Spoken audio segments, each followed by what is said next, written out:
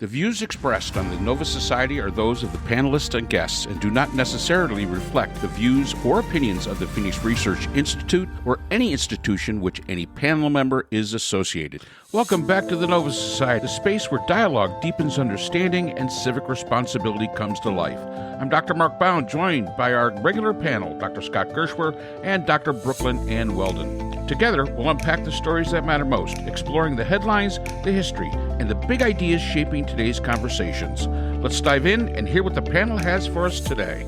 All right, so today we're welcoming in Zolal Habibi. She is an Iranian human rights activist and prominent voice for justice, democracy, and women's rights in Iran. She serves on the Foreign Affairs Committee of the National Council of Resistance of Iran, where she advocates globally for free, secular, and a democratic Iran. With over 2 decades of activism in recent years, she's become a fierce advocate for the voices in Iran, often appearing at international forums, human rights conferences, and live broadcasts. Zolal's activism began in her teens, shaped by her loss of her father, a respected Iranian writer and political dissident who was killed by the regime in 1988. Welcome to the Nova Society as well. It's great to have you. Thank you for having me. It's a pleasure to join you, and please allow me to greet those who are tuning in to the podcast. It's a delight to be able to be with you.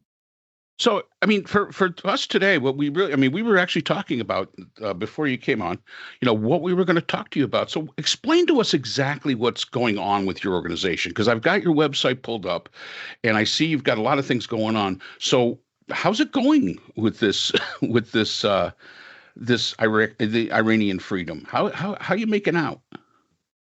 Well, right now we are going through very turbulent times, but that is positive. Even despite all the bloodshed and the heavy price that it has, it is moving forward. And this is, I guess, how revolutions come about. A revolution doesn't happen overnight. It has a heavy price. But the Iranian people have made that clear that they're willing to pay that price. They want to be able to see that change. And right now is the time. The fight for freedom in Iran has been continuing for 120 years, the reality. But if you look at from 1979 revolution till now, it has never stopped. People have been fighting for their rights, for freedom, and for democracy in Iran. And it has been continuous fight. They have never given in or given up on this hope that they had, because the people of Iran revolted in 1979 against the monarchy, and they were able to put that behind them. But unfortunately, their revolution was hijacked by Khomeini. And so it didn't bear the fruit that they were hoping it would. And so it's been a continuous battle ever since. There have been a lot of ups and downs, and it's been a very turbulent road. There have been a lot of obstacles. There have been a lot of, just very difficult times. But we have, persevered, and that resilience is what shines through, and that resistance that continues. If you look in the last 10 years, there have been 4 major uprisings in Iran since 2017 till now. And you could see step by step these uprisings are evolving. And that is quite noteworthy considering suppression that the people of Iran face. Just in 2025, the regime carried out over 2,200 executions in Iran to spread fear, to prevent people from coming to the streets like they did.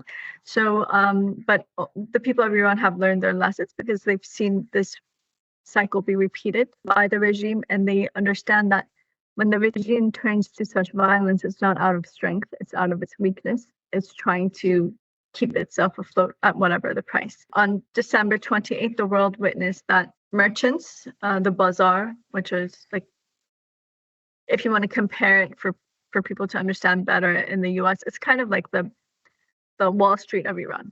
So Iran's economy is in the hands of the bazaar. And so when the bazaar joins in a movement, it's usually a turning point in our history. Even for instance, in 1978, at the point that the bazaar joined the revolution, it was a turning point. And so the strike by the bazaar, the fact that these uprisings were started by the bazaar, that is a significant point. It started due to, the economical crisis in Iran and the fact that Iran's currency has really lost all value. But within a few hours, the direction was clear that it was targeting the entirety of the regime and the overthrow of the regime. They were soon joined within 24 hours by the student movement. Different universities throughout Iran joined in solidarity with the bazaar, so automatically had the span of generations coming together in this uprising. And then we saw it spread throughout Iran. And what was important was this time the uprising started from Tehran. Because, like, for instance, in 2022, after the death of Mahsa Amini, it started from Kurdistan, or from in 2019 when it was in the aftermath of hiking the gas prices, it started from Mashhad. But this time it started from the capital and it spread throughout the country.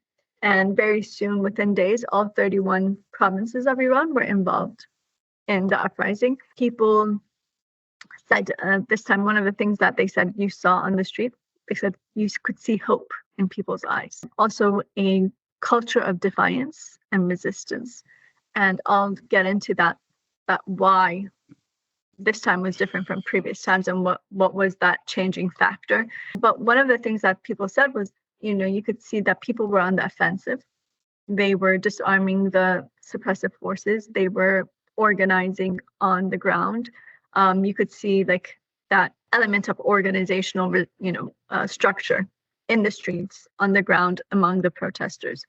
And that is what the regime feared, because actually about a day and a half before the all-out suppression that the regime launched, and with the internet being cut off and everything, 2 cities were liberated by the people, and they were in the hands of the people. So two towns in Elam province, and it was spreading. And this was becoming like people were picking that up. They're like, oh, this is how they did it. This is what we need to do in our district or in our city too. So the regime knew that having this bridge of communication was allowing for more organizational structure on the ground. And to be able to kill with open hands, the regime needed a blackout. So it wasn't just the internet, all forms of communication were cut off in Iran.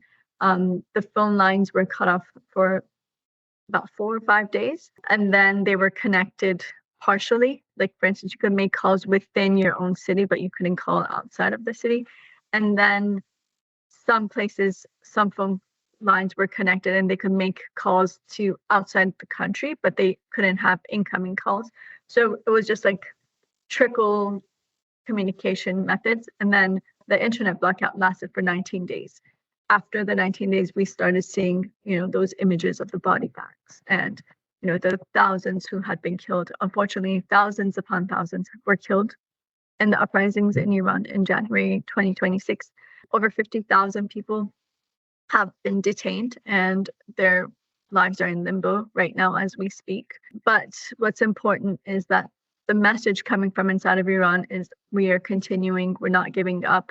The regime, right after the height of the protest, they canceled all physical presence in universities. So everything was online. Since Saturday is the first day of the week in Iran. So since this Saturday, people have been going back to classes, and now we see the universities and the protests that have been taking place in the universities across Iran in the past few days. So you see that wherever people find a possibility, they use it to resist against the regime. I don't know if you've seen the ceremonies held in memorial of those who've been killed, because in Iran, in our culture, we have this thing that when someone passes, they hold memorials for them on the 3rd, the 7th, and the 40th day of their passing. And last week was the day that it was all the 40th of all of these people who had been killed. So you saw those ceremonies being held, and people turning those ceremonies, instead of drowning in their own sorrows, turning it into making a pledge to them that we're going to continue your path, honoring their lives, honoring the fact that they sacrificed their lives for freedom in Iran.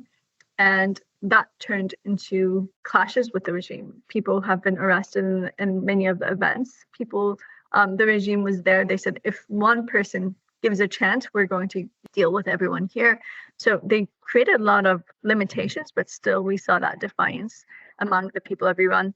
And then we also saw that, in the past nearly 2 months, there has been martial law in states in Iran. But despite that, people are still coming to the streets. Despite that, people are still using every possible method to be able to show their defiance in face of the regime. And we're also seeing, like, for instance, on Saturday, there are groups of young rebellious youth, both women and men, who they started parading in the streets of Tehran with these flags. These flags bared the emblem of the National Liberation Army, which belongs to the Iranian resistance, and it's on it. It said, "We can and we must."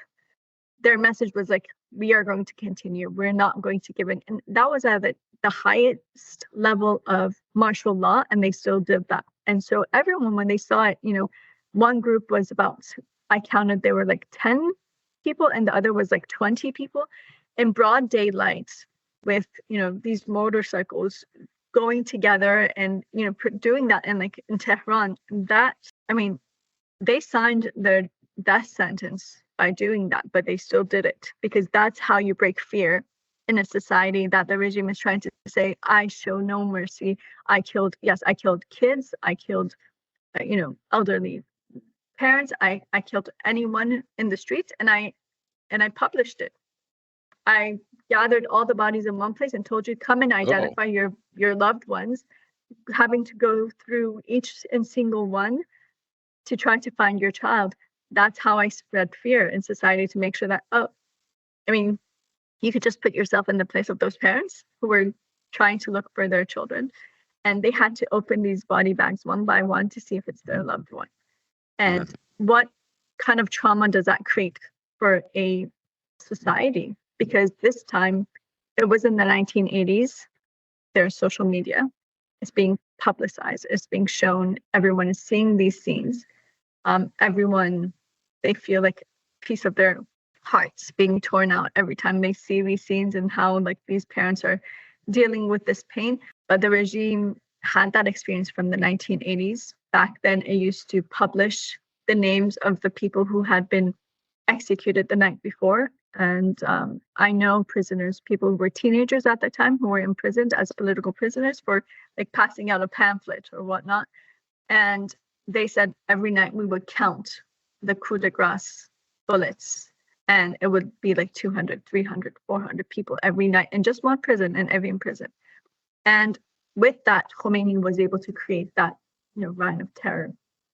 And then also at the end of the Iran-Iraq war, Khomeini knew that he had, for 8 years, controlled everything in society by saying, "Be quiet, we have a foreign war, we have a foreign enemy," whatnot.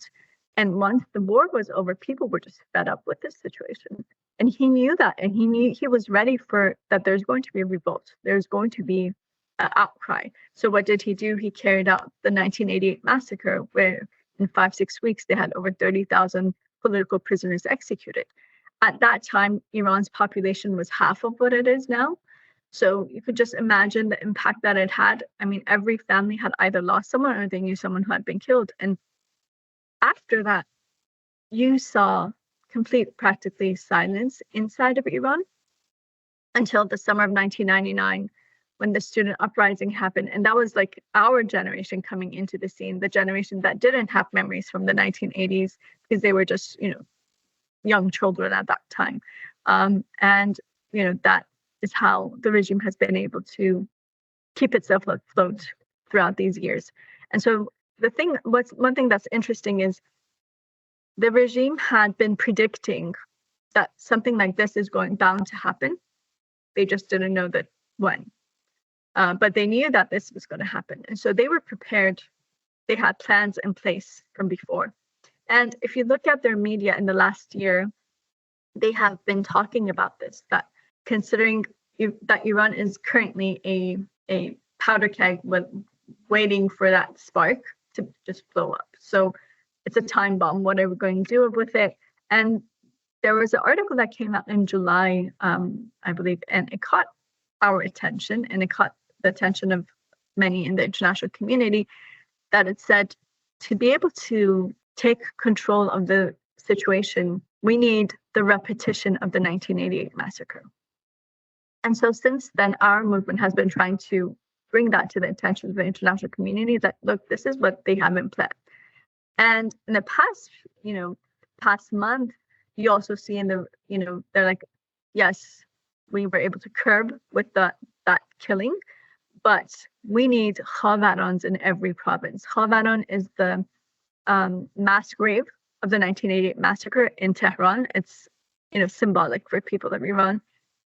And so the fact that government officials are saying we need Khavarans in every province, that speaks volumes. And that is also, like, for instance, the messages that they keep on giving. Like, one of the criticisms that they, within the regime, they're making of one another is, why didn't you kill more on the street? Wow. That is the criticism that's coming out.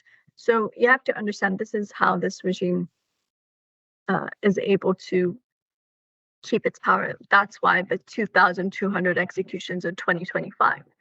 And this is this is unprecedented since 1988.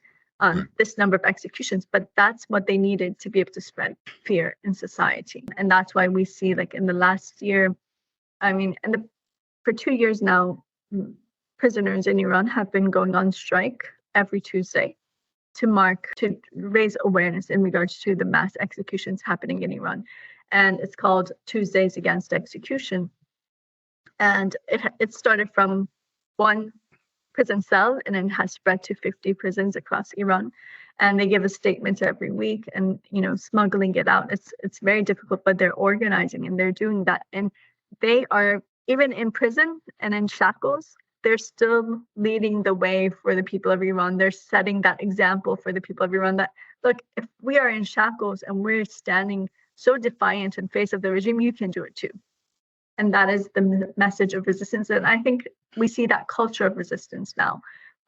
Just so you understand, in the past 12, 13 years, the Iranian resistance has had a strategy. We call it the strategy of resistance units. So forming units inside of Iran. This is being done by the MEK inside of Iran. Their commands inside of the country. And what they have done is they have formed units. Sometimes it's 2-3 people, sometimes it's up to 20 people, but they're local. They're working underground, so they know them. They know their community. They know what's going on. They have an understanding of everything that's going on the ground. But they are keeping the flame of resistance alive throughout the country. So, and we've seen that double, like, every year practically. In 2024, they carried out 39,000 activities in 1 year, and they targeted over 3,000 centers of oppression. So a lot of people are saying this time, when people came in the uprisings, they automatically kind of knew what they were supposed to do.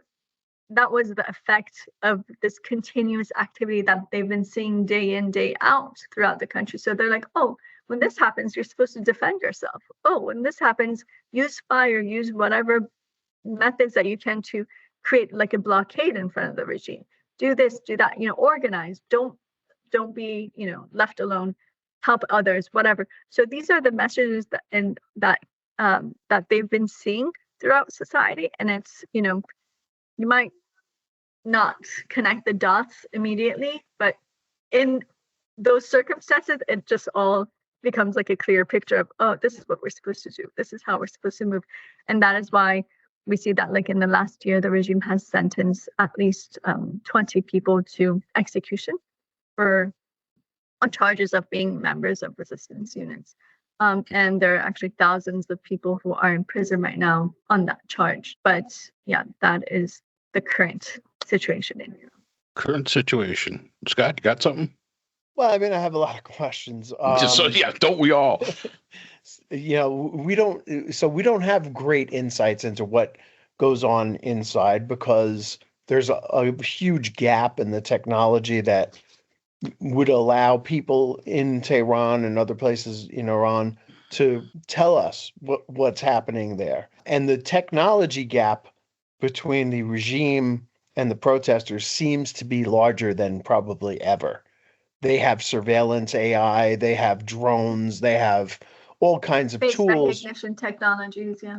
Yeah. And it seems that your job is getting harder and harder rather than easier, despite the fact that you've got, some movement, at least in terms of population. But essentially, I mean, I think what the outside, what Europe and United States and other places can do best for you is to somehow smuggle in more equipment that would give you that would close the gap technology wise. And then I hate to say this, but at some point or another, weapons, and not just protesting, but actually pulling off something like I don't know if you're familiar with the Tet Offensive in I Vietnam in actually 19. have some. Actually have some news in this regard to share with you, and I think you'll find it interesting. But I think you touched on a very important aspect, and that's exactly one of the things that we've been touching on.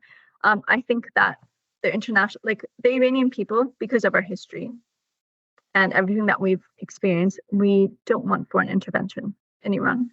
And but like so, as Mrs. Rajavi, she's the president-elect of the NCRI, has stated not just today, but 20 years ago for the first time, the solution to Iran is neither war nor appeasement. It's supporting the Iranian people and their resistance to create that change. But what help can the international community provide? There's a lot that they can do. First of all, a firm policy on Iran would be nice. Fortunately, after years of dragging their feet, the EU decided to blacklist the IRGC just a few weeks ago, which was a very important step. And we are very happy for that. I hope that the UK follows. It has not done so yet. But like, for instance, holding the regime accountable for war crimes, crimes against humanity, because that'll tie its hands in using these methods. But also, where is Iran getting this technology from that they're using? As you stated, they're getting it from Western, countries. So cutting off those relationships. But also, I think that the international community, if they wanted, they could have provided the communication mechanisms for the people of Iran. There was a 19-day blackout, and that was when the regime had open hands in committing all sorts of crimes. And that could have been prevented if the international community actually acted. So you're completely right in that regard. And I think it's really important for people to understand, because the regime tries to use this narrative that, try to get people who are anti-war to be like, oh, no, we can't, talk about Iran right now because we don't want to see another war. And the regime uses that. But the reality is the people of Iran also don't want another war. They don't want foreign intervention. We have the experience of, unfortunately, if you look in the last 100 years, all of these governments that we've had, they've been installed by foreign powers, and we don't want that anymore. The one democratic government that we ever had was Dr. Mossadegh, and he was taken out by a coup d'etat by the U.S. and the CIA and the MI6. So we have that experience. No, thank you. Khomeini was brought in by the West because it was Cold War era. He served those purposes for them. The true revolutionists who had created the revolution were still in prison at the time. The Shah, his father, they were all installed. And Yes. we don't want to see that anymore. So the people of Iran want to take their destiny into their own hands. We want to move forward. We're not stuck in choosing between the current regime and the previous regime. We want to move forward to a secular democratic republic in Iran, so people's sovereignty. And we think that we have the potential to be able to create that change. And all we're asking is, please don't interfere, don't aid the regime. What was very interesting, we haven't heard the full developments yet, to be honest, but on Monday there was a statement by the headquarter commands of the MEK inside of Iran that 250 members of resistance units carried out a attack, I guess you could say, on Pastor. That's the place of Khomeini, which is completely, it's the most, the highest level of security that you can imagine in Iran is there. But they actually carried out these clashes, and those clashes continued from, based on what I've read, about, they said it started 5-6 o'clock in the morning, and it was continuing till afternoon. So these clashes continued in that area, and that has really change. It's a game changer really in this scenario, because a lot of people have been asking, they're like, well, at the end of the day, yes, resistance units, but what are they going to do with peaceful protests? The regime is just going to kill them. And so they're showing that, look, we have the capability to do these type of things. We just need Western governments not to be supporting this regime and allowing us, the people of Iran, to take it into our own hands. And we have that capability. And I think this is a new phase, maybe, that we are entering. And so we'll have to see. We are receiving the news as anyone else, just these days. So the regime, first, they started reporting on it in their media, and they immediately retracted because they didn't want this to spread and for people to know that this had happened. But at the same time, one of the telecommunication companies in Iran, who does like the cell phones companies, was hacked, and a mass SMS was sent out in Tehran, informing people that this attack had been done. So a lot of people received that, and so it's taking off. People are talking about it, but they're afraid to talk about it, because if you talk about it and then the regime finds out who you are, it has, comes with a heavy price. So I think in the next days we will probably be hearing more about it and what this means or what develops from it. But I think that it shows that the people of Iran, really, they are very persistent in the fact that they want to bring about that change. This was carried out at a time that, there were talks, as you know, in the US, that is the US going to be attacking today or no, tomorrow? Yesterday was the State of the Union. Is it going to be before it, after it, whatever? But they wanted to give a message that we're not looking for foreign intervention. We want to take it into our own hands. We have that capability. And I think that should be a relief for all Western governments, to be honest. But it's something that needs to be heard and addressed and spoken about in these trivial times. Yeah, and so, and that was going to be my next question to you. Of course, the United States and Iran have not had always the best of relationships, and sometimes, when you're in another country, some people have a tendency to associate the people of the country with the leadership of the country that has. I don't know how many people that we know says, "Well, gee, you guys aren't like Trump." No, we're not like Trump. We're really nothing like Trump whatsoever. But at the same time, there is the threat that the United States will once again intervene, supposedly, for the benefit of the Iranian people. And I get what you're saying. The problem that Iran has had so often, as many countries have had, is that other nations make the decision for them. The Shah was put there by the United States, and that was and we're very bad at this. I mean, we've put a lot of very bad leaders in positions that we shouldn't have, because we thought it was going to be a benefit to our best interests. So my question is if the United States was to, and they're starting to move assets into that area, if they were to attack Iran, would that hurt your organization? I mean, would that hurt your chances of actually making real fundamental change from inside Iran? Because I know a lot of times, like in '79, it was a lot against the United States, and for some good reasons, because the Shah was not a great guy. I mean, that's all there was to it. He was a puppet. Yeah. He was a puppet. And so the idea that, and again, I think that, history shows out, it was a movement, but they lost control of it. And then another power brought in Khomeini. And so now you've got, again, another government that you don't want.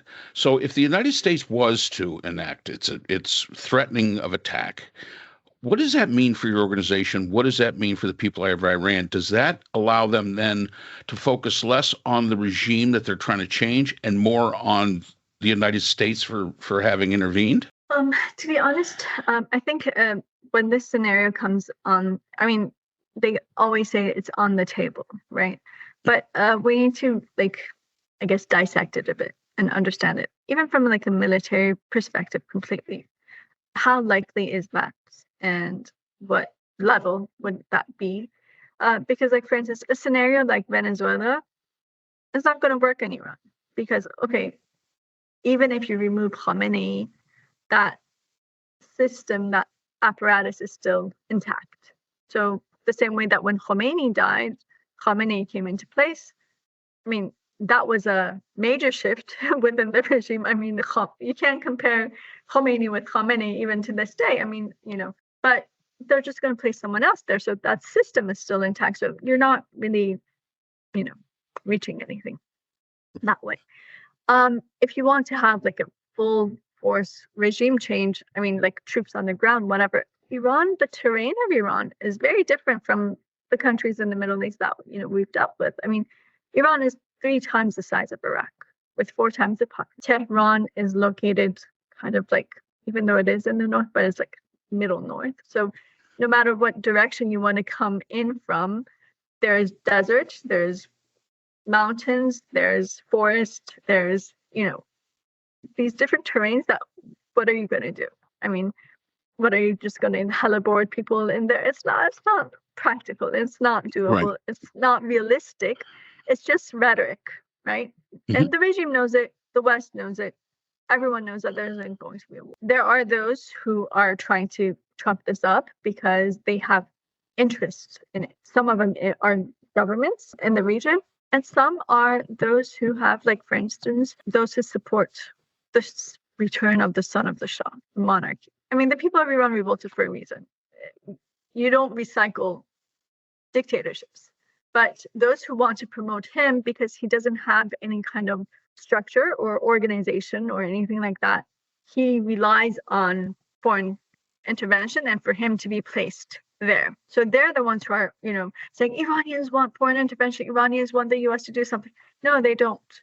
They don't want that. But because he doesn't have that base or that organizational structure, that's what he needs to become king, right?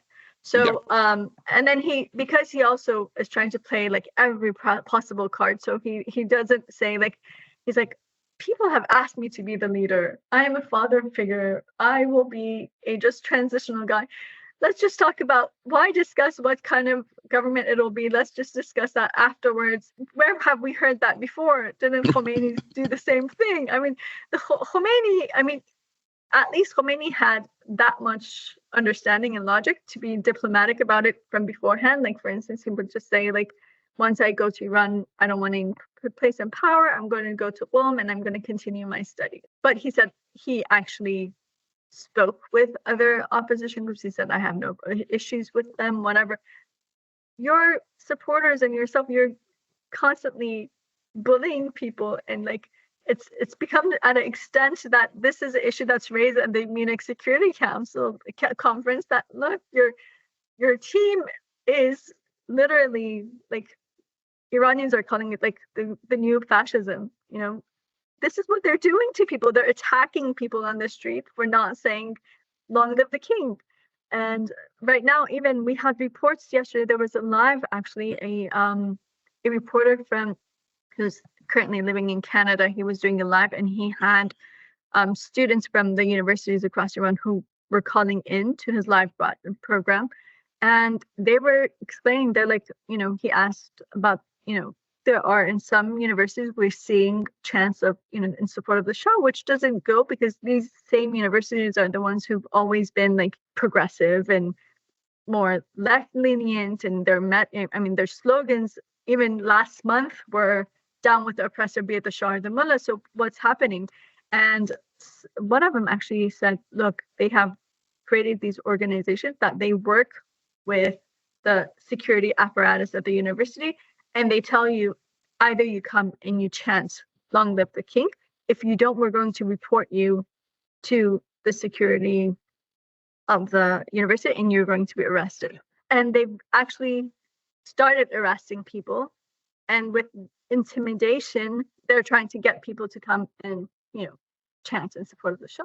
So, I mean, these are things that, and the manipulation, like voiceovers on videos, and these are being it's all over social media if you go and look into it. But and people are just like, they had a demonstration in Munich, and one of those three speakers that weekend used the slogan, one country, one flag, one leader, which belongs to Hitler.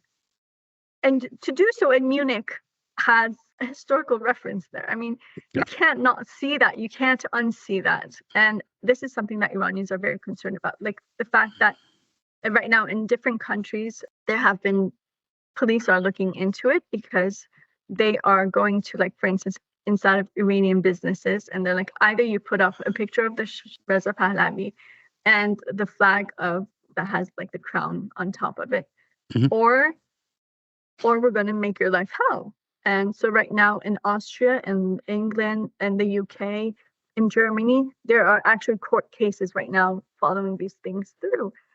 In Canada, and I mean, we're in the 21st century and you're not even in power and you're already doing this. So just imagine, like, what is that going to look at? And what's interesting is that for 47 years, Reza Pahlavi has never actually done anything. I don't know how much you guys are familiar with the DC area, like the DC metropolitan area. I grew up there and I've like known, I've seen that whole process. He's just been living a, lavish life in Great Falls and in, the Potomac area. And he has never really done anything. He hasn't worked a day in his life. And he's never been able to set up an organization that lasts more than 6 months. But due to... That sounds like somebody we know, Scott? That sounds like a current president of ours, but go ahead. well, they are copying a lot of the same tactics and things. But after the 12-day war, well, he was the one that they were propping up there, so he knew he had to get his act together. So they gave a 170-page, I think, plan for their interim government. And if you look at it, it's devastating. I mean, this is a blueprint for a dictatorship worse than his dad's even. It says, reinstating the Savak, which we know what Savak means. Right now, if you go on X and search Savak 2.0 or make Savak great again, and they're actually holding like Savak flags everywhere, and that we're going to come again, and Savak is going to, deal with you and whatnot already.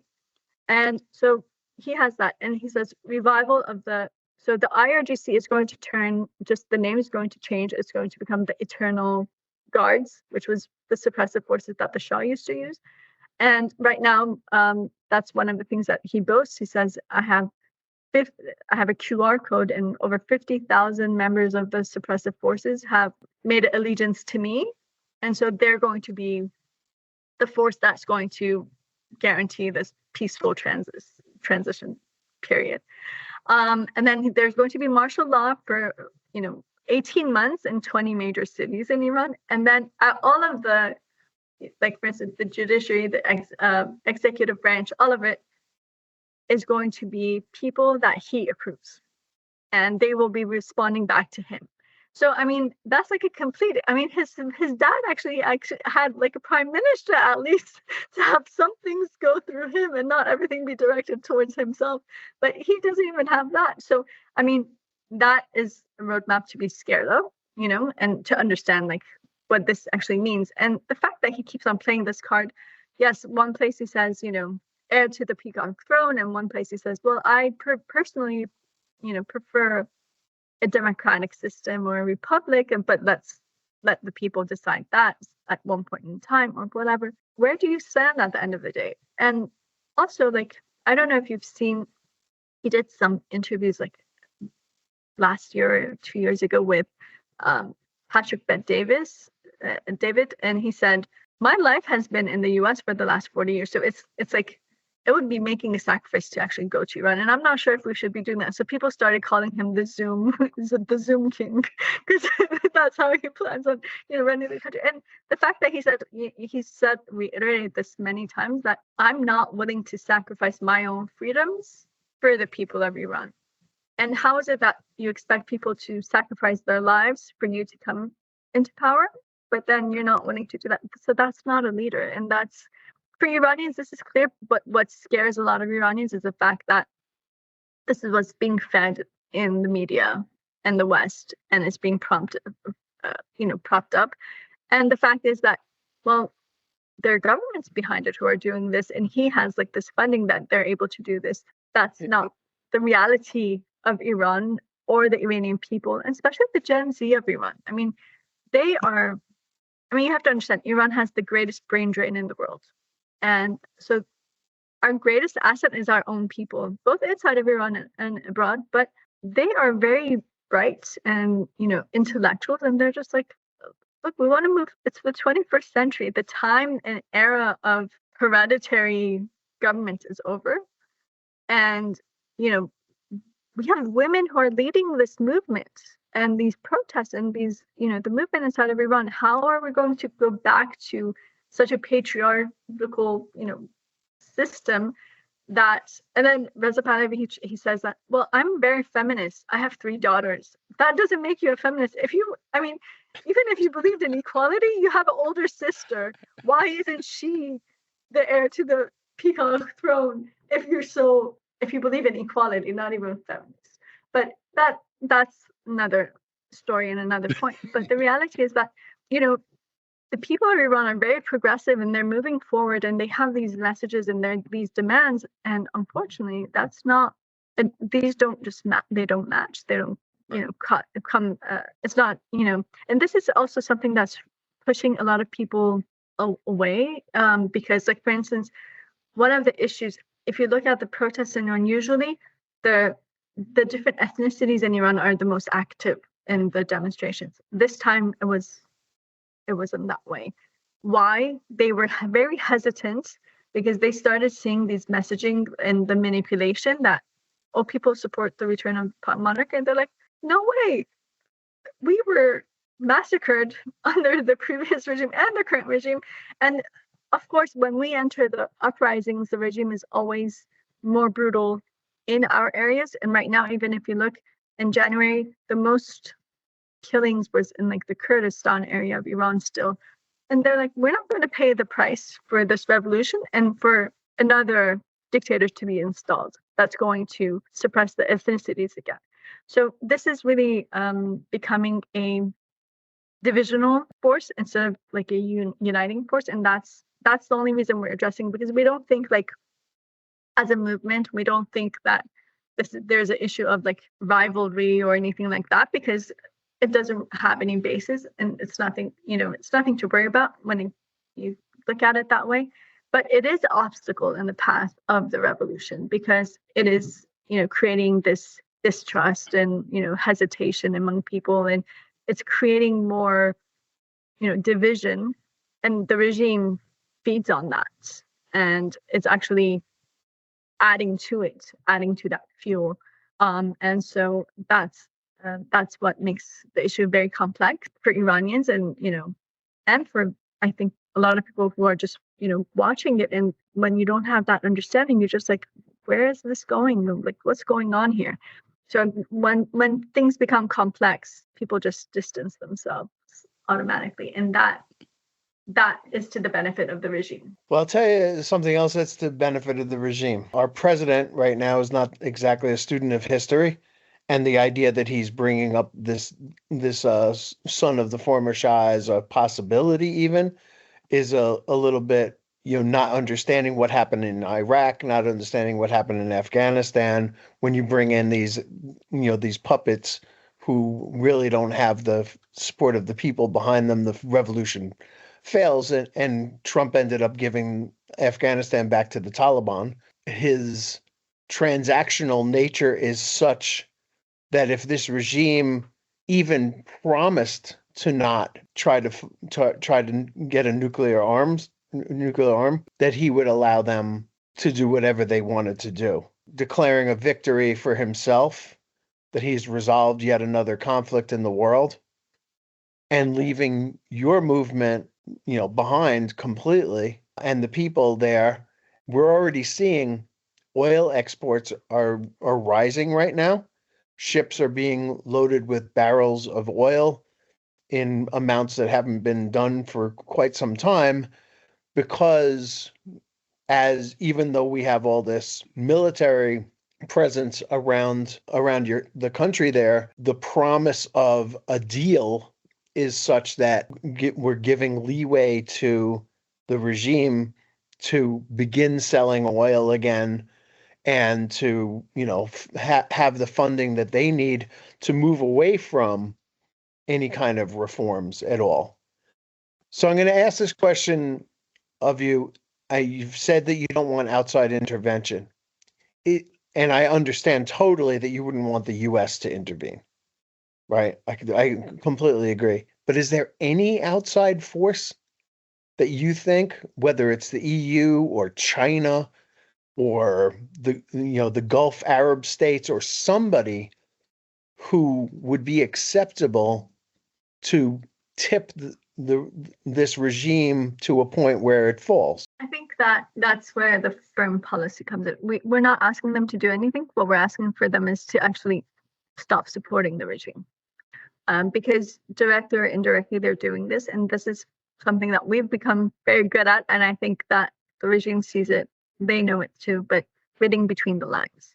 So you hear, like, for instance, these words of condemnation, but in action, it's let's negotiate, let's move forward, in giving that green light to the regime that, okay, as long as you're able to pull yourself out of it, it's fine if you have a massacre too. The world will continue to turn a blind eye because they're afraid of your terrorism and they're afraid of your warmongering and your nuclear program. So the regime, if you look in the past, especially the past decade, I mean, this has been from day one, but like now they officially talk about hostage diplomacy and making threats, and with that, being able to use those threats as bargaining chips in the negotiation table.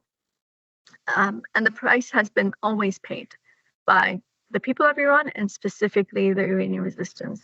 I mean, look in from the next. I mean, you remember the whole Iran-Contra era, and then in the 90s when Khatami came into power, and during Rafsanjani's time, all of it, throughout all of these years. The regime, Khomeini jokes about it. He says, well, you know what? Your administrations change every 4 or 5 years. I just have to drag my feet until the new administration changes and continue, because I'm the constant. You guys are always changing. And he knows how to play those cards. And unfortunately, the regime gets those signals. Like, for instance, there was the World Economic Forum in Davos just in January. And it was at a time that the internet blackout was still continuing. It was days after these images were starting to surface of, the mass killings and, these body bags and everything. And Araghchi was still invited to the World Economic Forum. It was only stopped because the Iranian diaspora, they showed their rage and they started, calling them out. And like 2 hours before his arrival, they canceled the trip. But that message was clear to the regime that we're still willing to negotiate with you. And where? In the World Economic Forum. So we want to make deals. We want to continue, our relation. Just this week, on Monday, Iran's representative was speaking at the Human Rights Council, the UN Human Rights Council. What does that mean? Why are you giving that platform to them? And this is just across the board, everywhere. And so, unfortunately, that policy of appeasement is what will eventually lead to a war. And that's what we saw in June of this year too. I mean, that path, you'll reach a point that is already too late, and then you're gonna want to act. But the reality is, like, even right now, negotiations that are taking place, they're about Iran's nuclear program. They're not about the human rights situation. They're not about the fact that the regime has killed so many people on the streets. That's not even an issue. So what does that tell the regime? You can continue killing that way and no one's going to care. And so that is what we're asking to end. We do understand, like, I was speaking to another reporter and they were telling me, like, why aren't countries in the region showing any reaction? I was like, well, they are within short distance of the regime and they're afraid of the regime attacking them. And the Iranian regime has, it has been weakened significantly, but it still has its proxy groups in Iraq and in Saudi Arabia and in Yemen and there, here and there. That is what they're afraid of. So unfortunately, the Iranian regime has used that fear to its benefit, but also those who have interest, like economic interest in this regime. Iran's nuclear program was first revealed by the NCRI in August of 2022. In August 2002. And the world has just dragged its feet in negotiating with the regime and buying time and whatever. And now they're talking about, so this much percentage of uranium, is okay. This, this needs to, enrichment is okay, and that much is not. This needs to. I mean, how do you not realize that the regime is just playing you? But that has been unfortunately the case because every administration also just looks at, as you just said, they want to say, oh, I was the one who did this and I accomplished it. They don't care about the consequences or if it's actually something palpable or not, or, what it means. It just, I said I would do this and I did. And that's it. And unfortunately, you don't think of the consequences. Okay. Do you feel that time is on your side? I think that the current situation, it all depends on how we use it, I guess. I think that, yes, probably it is on the side of the Iranian people. We have overcome a lot of obstacles, and this is the final phase. It's going to be more difficult than all the others. This is, I think, we understand that that's the nature of this fight. But we know that we have to use our time wisely because this window of opportunity is not going to be open all the time. So we do understand that. And we understand that our movement, like its core, it's based on two values. One is, integrity and honesty, and the other is sacrifice. And we think that with self-sacrifice, that is how we're going to open the path and we're going to move forward. Because Mrs. Rajavi always says that there's nothing that you can't do if you make that choice. You choose it and you pay the price for it step by step. And it's just step by step. It's not like one time you pay like a whole huge price and then it's over. No, it's every day on daily basis, step by step, you have to pay that price. And well, we're a movement who has withstood the test of time for, 47 years now, the continuation of these activities, and not one day that has stopped. And that serves as a guarantee for the people of Iran, because they know that, look, if these people who, when you look at, the members of the Iranian resistance, for the most part, you'll notice that they're literally the cream of the crop of Iran society, who have come together, but they have dedicated decades of their lives to bring freedom for the people of Iran without wanting anything in return. They had comfortable lives that they put aside for this. So they're not after power. They're not after money and wealth.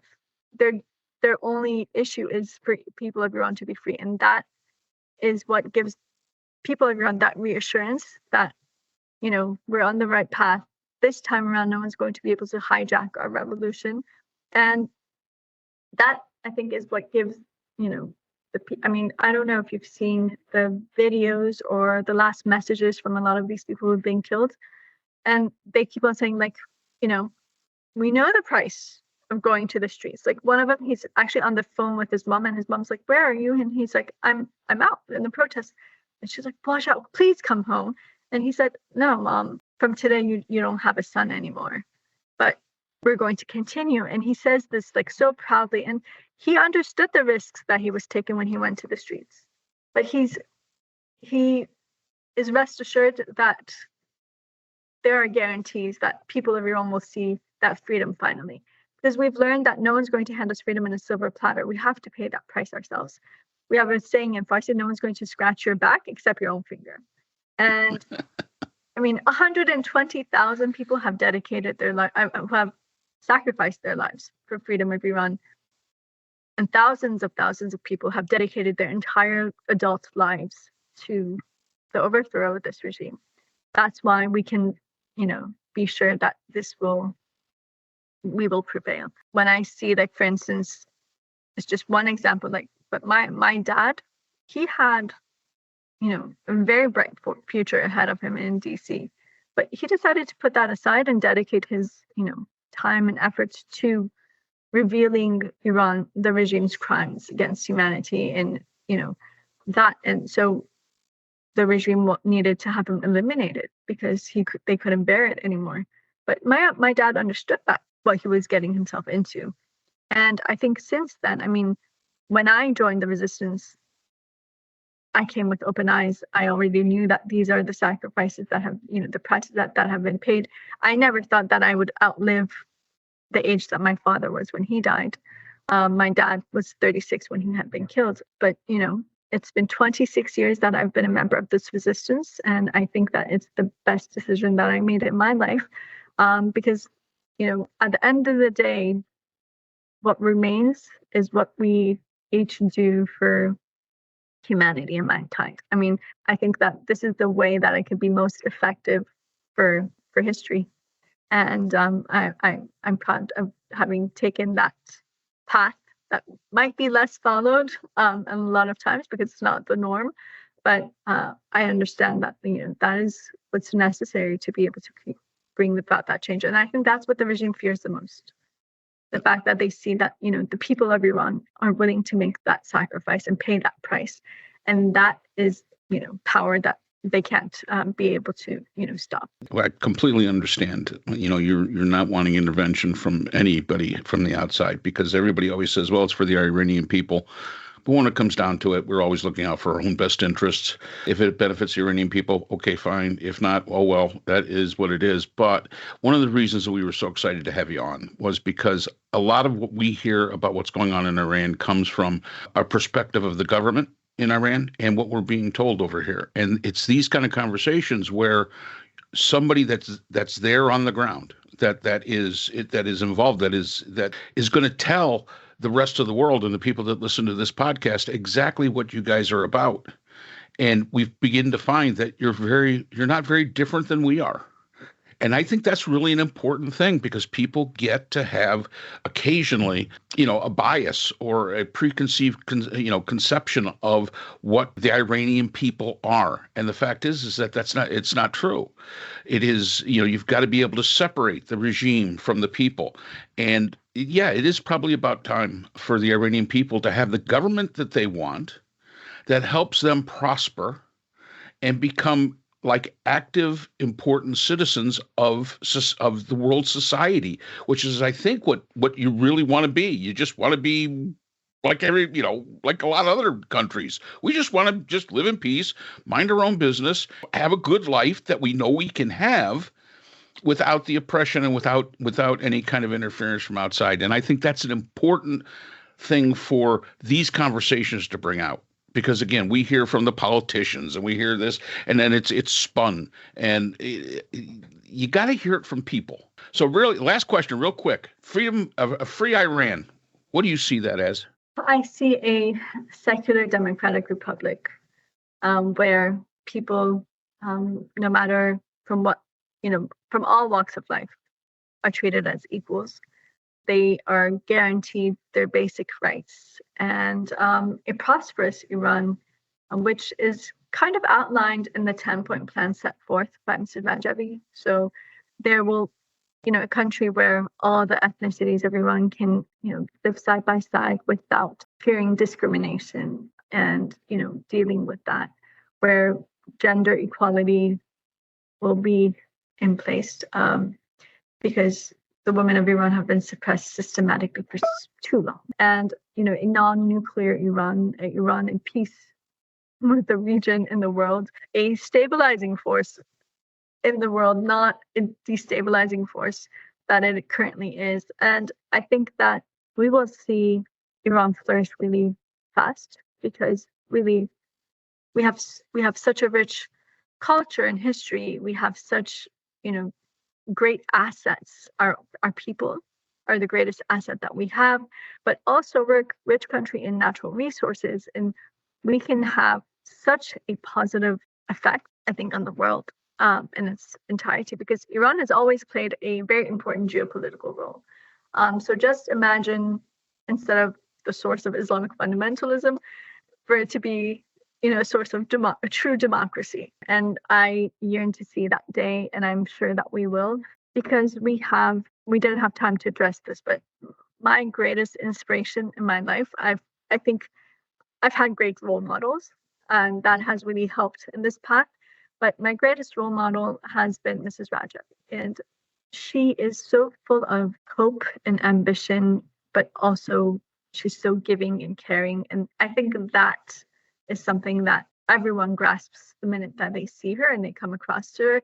I mean, a lot of, like, for instance, if you look at interviews that she's done throughout the decades, you always see people say charismatic leader, but she's much more than that. That charisma is the fact that she is so caring and loving towards everyone, because she believes, like, she never sees herself as she always sees herself as that person who can make any change in any circumstances with sacrifice and with paying the price. So she has always been the one who has done that, and she's taken up, like, the hands of each one of us one by one and said, you have that potential, you have that, you can be so much more. You just have to put your mind to it and pay that price and go forward. She truly believes in, E equals MC2. And she's like, we're using 2% of our actual energy. And she's like, just imagine if you, she's the one who has brought women empowerment into this movement. And she has, right now, 52% of the parliament in exile, the NCRI, are women. The entire leadership council of the MEK are women who are leading this fight. And she says, because there's so much hidden potential, but it's been suppressed so long. When you take off that pressure, it has so much potential to jump. And she believes that these gender roles that we have in society, they are like shackles on both men and women. So this is the path for emancipation of human beings, all of human beings, not only women or men. So it's not like a feminist movement, but in fact, it's a movement emancipating, the liberating movement for all of humanity. And I hope that once we see that flourish in Iran, it'll have a ripple effect everywhere else too, and we can see that change that we want to see in society, hopefully soon. Well, I know we wish you the best of luck. We really appreciate you coming on. I hope we get to talk again, maybe even I absolutely do too. In a month or so. Yeah, definitely. We could stay in contact, and I'd be more than happy to, I think that these are critical times, so it's really important to just update everyone. So, even on and off the podcast, I'd be more than happy to continue and look forward to talking to you guys. Absolutely. Really, and we thank you for coming on. And like I said, it's these kinds of conversations that bring to light what really is going on. And I think that's really an important thing, that people look and say, you know what, we're all kind of the same. And, that's really an important thing. So, Ms. Habibi, thank you very much for coming on. We will, I hope, talk again later. And that's all the time we have for today's episode. The Nova Society is a production of Nova Society Media, a division of the Phoenix Research Institute. We want to thank our production partners, Buzzsprout, who hosts the Nova Society, Audacity, our editing team, Apple Podcasts, the largest source of podcast and music online, Spotify, the most popular platform for the Nova Society, and iHeartRadio, your destination for all things music and podcasting. The Nova Society is available on all of these and other quality platforms listed in our description.